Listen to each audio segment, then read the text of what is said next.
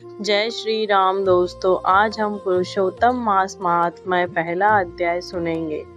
एक बार बहुत से ऋषि मुनिजन नैमिषारण्य तीर्थ में जाकर यज्ञ करने में उद्यत थे। उसी समय श्री सूत जी तीर्थ यात्रा के निमित्त भ्रमण करते हुए अपने शिष्यों सहित वहां पर आए। मुनियों को देखकर ऋषि मुनि नमस्कार कर आनंद मग्न हो गए।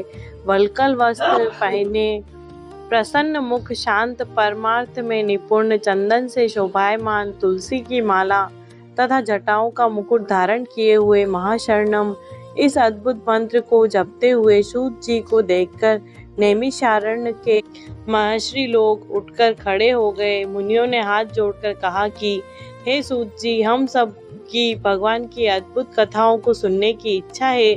तब सूत जी ने प्रसन्नता से सब ऋषियों के आगे हाथ जोड़कर नमस्कार किया और कहने लगे कि हे सूत जी, हमने आपके लिए सुंदर आसन बनाया है, आप इस पर बैठिए।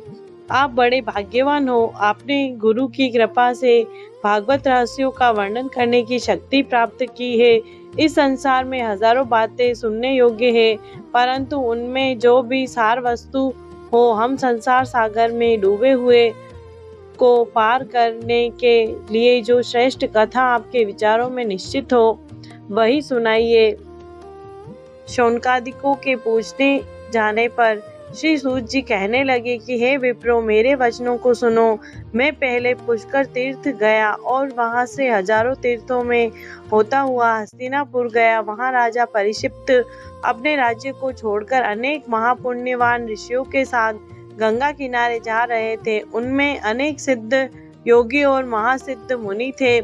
मैं उस समाज को पूछ ही रहा था कि वहां श्री कृष्ण भगवान के चरण कमल में मन लगाए महामुनि व्यास जी के पुत्र शुकदेव जी पधारे, जिनके 8 वर्ष की आयु, शंख के समान कद, ऊंचे और चिकने केशों से घिरा हुआ मुख, दृढ़ कंधे, चमकती हुई कांति थी।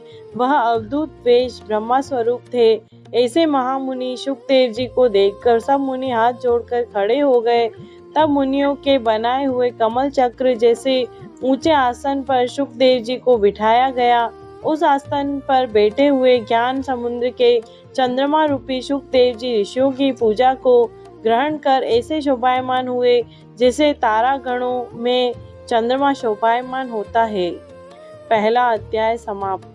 आपको मेरी वीडियो अच्छी लगी हो तो लाइक, शेयर एंड सब्सक्राइब जरूर करें। धन्यवाद।